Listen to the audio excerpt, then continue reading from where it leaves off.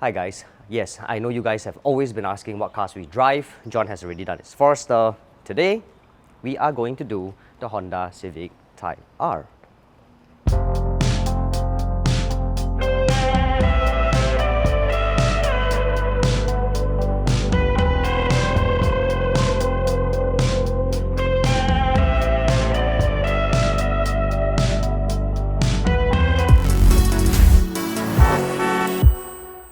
This is the 2007 Honda Civic Type-R, also known as the FD2. I've owned this car for about 5 years now.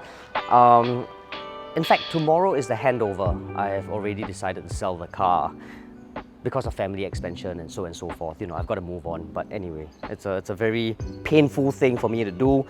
But yes, I suppose the time has come, and the time has also come for me to review this car for you guys. Now, before I move on, here's a fun fact for you to know about the Civic Type-R.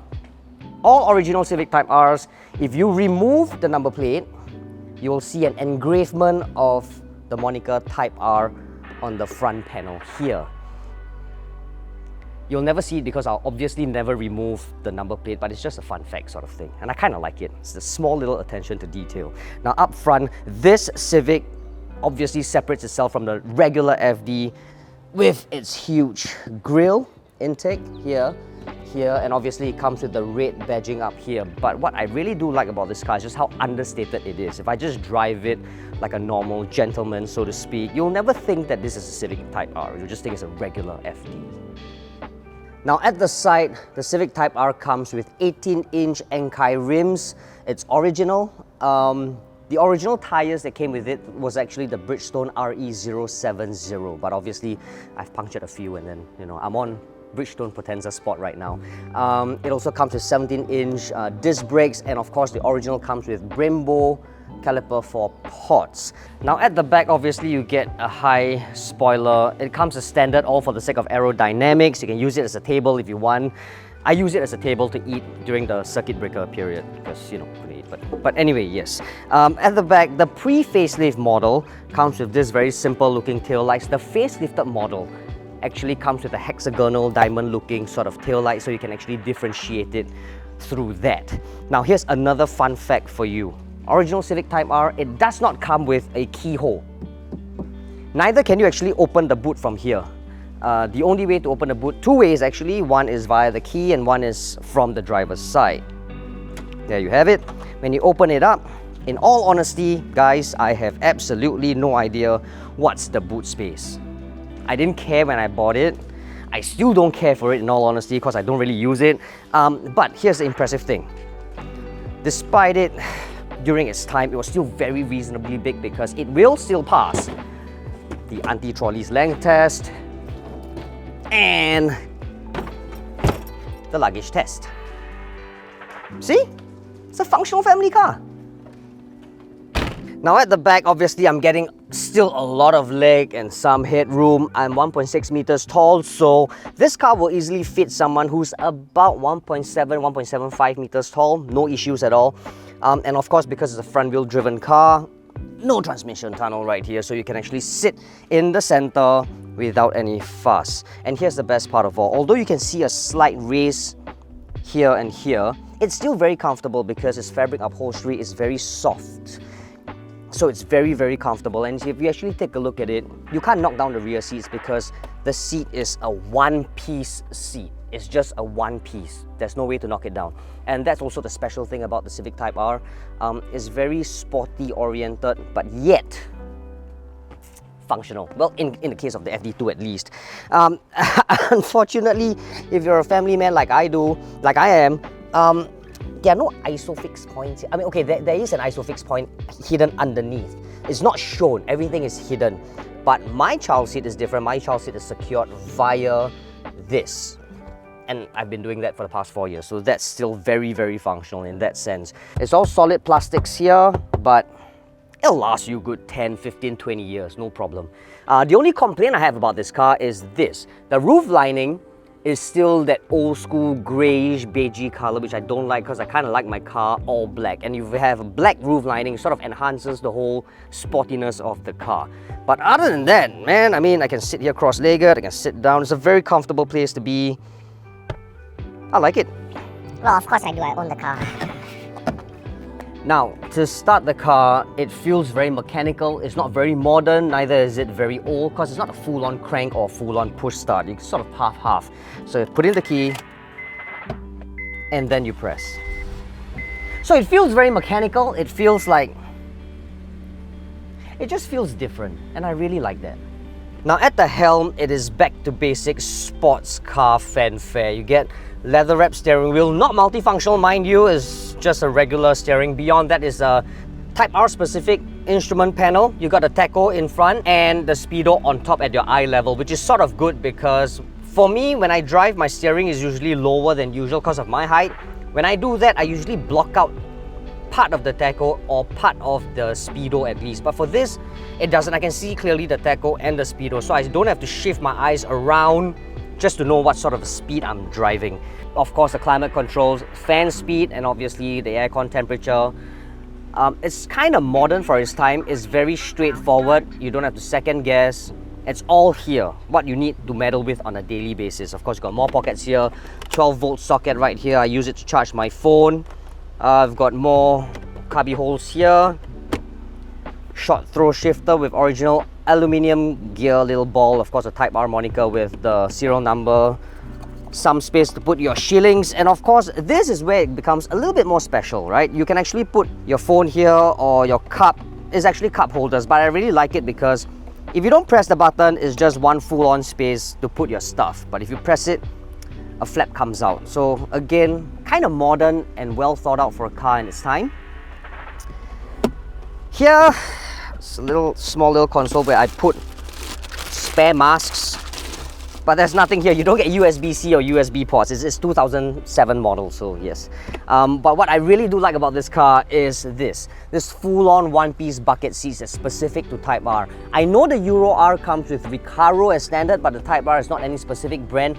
It's softer and more comfortable, but it really holds you in place. And I really like how they actually sewed the Type-R moniker onto the seat. It's nice, I like it. The only question is, of course, can this car drive as good as its reputation suggests? Of course it does, because I own this car, and of course it lives up to its reputation, man. But again, there's only one way to find out.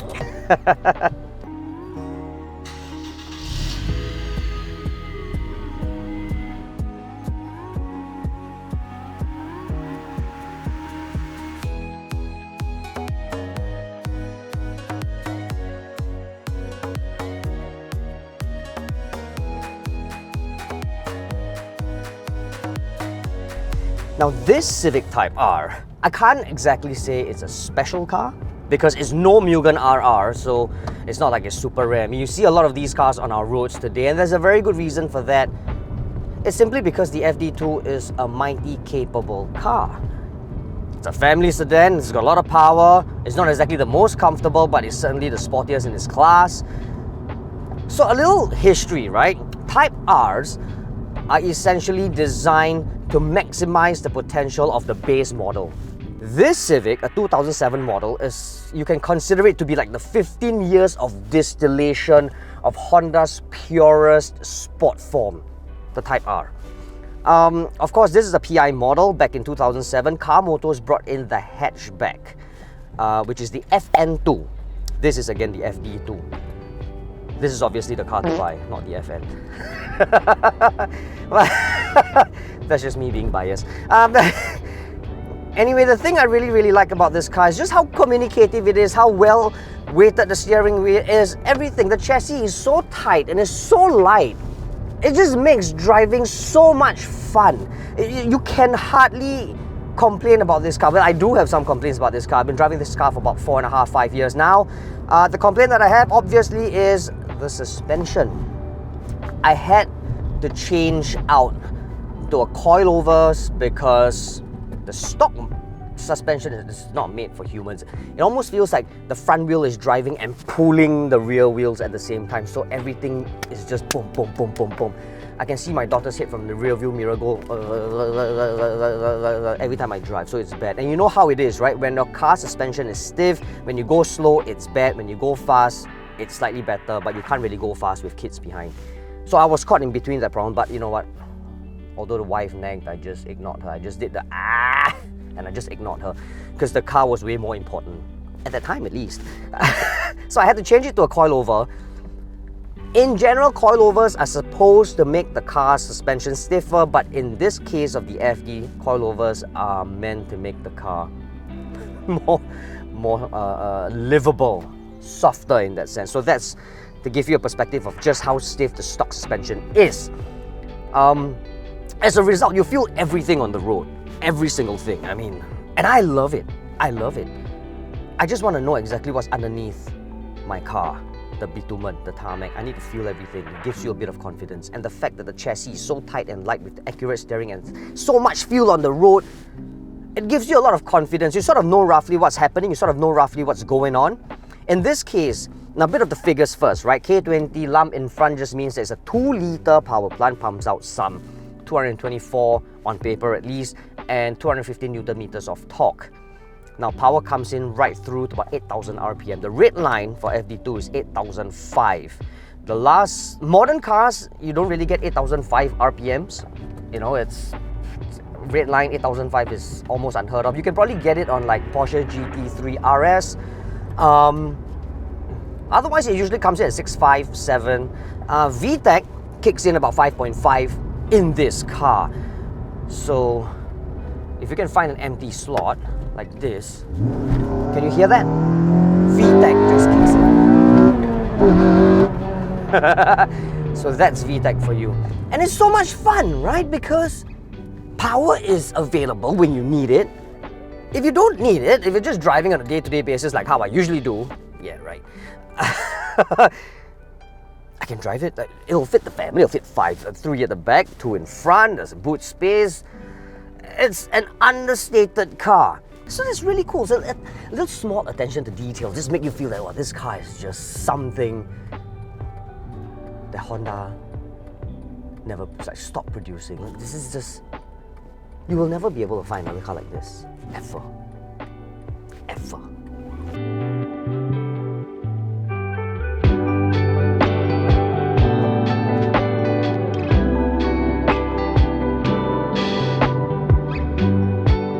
So is this car a will buy, won't buy, or go? Try, just go and buy the car. Just buy the car. This car has a lot of hype. It's available on the used car market right now on Sgcarmart.com. You hop onto used car section, you'll find a lot of FD2s. Just buy the car. And I say this because there is no way you can buy a sports sedan 6-speed manual this fun, this practical, this powerful today. No way.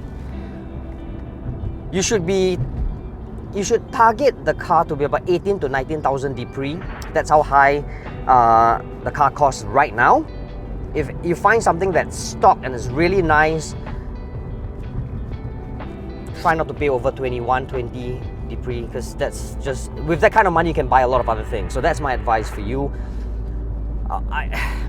Even though the suspension is stiff and even though you have to ferry your family around, it's a small issue, man. It's a small price to pay for something this fun. So yes, go buy the car. Hop onto our used car market right now and just check out the car.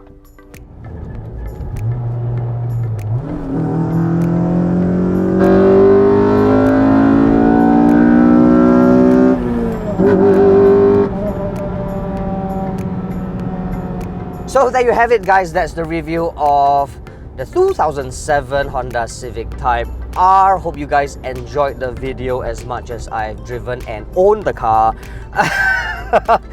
Please do share this video with your friends and family, and don't forget to like and subscribe to our YouTube channel, because apparently 80% of you guys aren't subscribed. But if you guys are, it's easier for us to reach out to you and vice versa. We can listen to your feedback and listen to what you want.